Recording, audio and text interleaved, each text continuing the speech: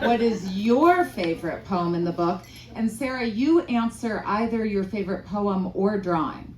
Okay? So what's your favorite poem in the book? Mine is, it's a weird one. It's called, I can't even remember the name. Oh yeah, it's called Fame. And it is just this weird poem. I have no idea where it came from. It seems like it was a dream, but it's in the afterlife, and it's a conversation with Joan of Arc, Einstein, Robin Williams, Jesus. Who else is there? I can't even remember. Janis Joplin is there. And it's just a weird, but not fun, but a weird, cool poem that just came out of nowhere. Yeah. They're my children, I can't choose. So I decided to choose my favorite art, and that is this one. I really love this one. What page, so people can look it up? Page 113, it's the last one. Yeah. And what's interesting about that one, I drew that, and then I sent it to you, and you were like, that looks just like me and Allie. And I didn't think about that when I was drawing. I was thinking about the poem and the feelings, but not about you. I mean, you, of course, but not about your current relationship specifically, you know? And then I looked at it, I was like, we have to just add one little piece of hair to make it look like exactly. But that was pretty cool, I thought. But they're not my children, but they're like my nieces and nephews, I suppose. But so I will say that the first time I read Out of Body Experience, it's super short. Having a secret that pushes against my skin but has to stay inside means there's no room in here for me. I watch myself from across the room. Wow. And I just felt like that one is something that can be related to in so many different ways. I mean, any time in my life that I've had something that I felt I either wasn't ready to talk to others about or I didn't know how to talk to others about, it's that feeling of it pushing, wanting to get out, wanting to be free. You want to be free from that. And I just felt like the way you wrote that captured it so perfectly. Okay, what about a poem and or piece of art that you didn't include? Like when you had them all spread out on your apartment floor. Oh yeah. Well, there were a lot of them that were. Let's see. Well, there were some that I mentioned. I took pictures and wrote poems from those, and there were some that I went back and there was one that was called Double Moon. You know, I took this picture as I was walking home at night, and it was like it showed up as a double moon on my phone camera when it wasn't. So I wrote a poem about that, but it felt like it didn't quite translate as well with, and there's no photos in here. Sorry. So it didn't quite translate with that. So there were several poems that didn't make it for that reason. Mine was called Stick in the River.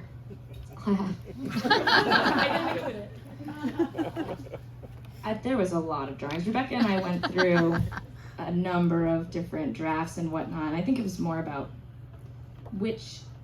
there were some that the poem wasn't included, so then the art wasn't included. But I made them more with the finalized choices, so I didn't really have as many that weren't included. Okay, and then finally, what is next for the three of you, or what are you working on now? What can we look forward to? I'm working on two things. One is a collection of poetry that I think is going to be called Odes to the Overlooked. A little bit with the theme of that Barnacle poem about things that people just don't write poems to or about. And then we being the Typewriter Rodeo group, I think we are going to try to put together a book of some of our poems we've written, but aimed for kids. So like we've done a lot of poems for kids over the years, and so try and have all the different Typewriter Rodeo poets in there and put that together, and I think that's going to be awesome. I'm currently working on a young adult rom-com about a girl who goes on an apology tour to try to get back her most recent ex. I actually just started a really big journey. I was selected, I live in Durham, North Carolina, and I was selected for a grant for women and minority small business owners to get a retail space in downtown Raleigh. And so I'm in there for the next year. Thank you. It's myself and one other business. They do really cool upcycling vintage clothes. But feel free to come up and get one of my stickers for free. And yeah, follow my journey. It's gonna be a lot of stuff happening at the store this year. This has been an incredible treat. Before we break up the party, is there anyone, and I will have a little bit of a hard time seeing because the lights have gotten brighter for me too. But is there anybody who has a question that Sean or Rebecca or Sarah could answer for you? Or are you feeling, oh yes, yep.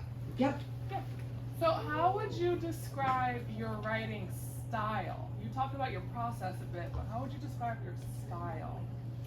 Okay, so for those of you who didn't hear, how would they describe their writing style? Not their process, but their style.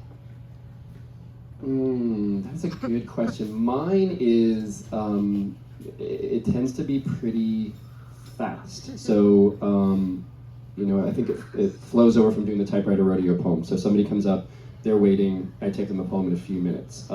And I think that has gotten into at least my poetry writing for me too. So I would come up with these ideas like, oh, there's an idea about somebody, I want this guy to know, this jogger, to know that why I'm going so slow.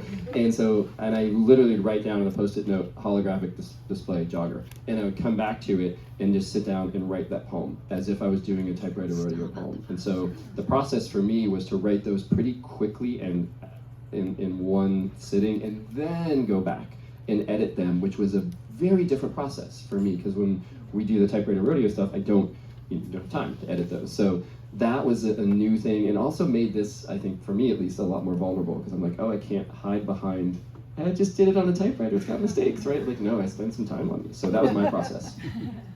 I would say my style is accessible poetry, like that anyone can understand on a first read.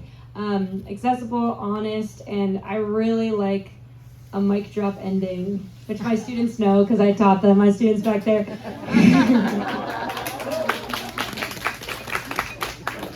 I know, I answered the wrong question, didn't I? My style is accessible, definitely, for sure. Like, those are my favorite poets, like Naomi Shihab Nye, Billy Collins, Mary Oliver. Like, I like poems that people who are not into poetry can get. I love that you give yourself prompts too. Also, yay! Give it up for the students. Okay, was there anybody else who had a question?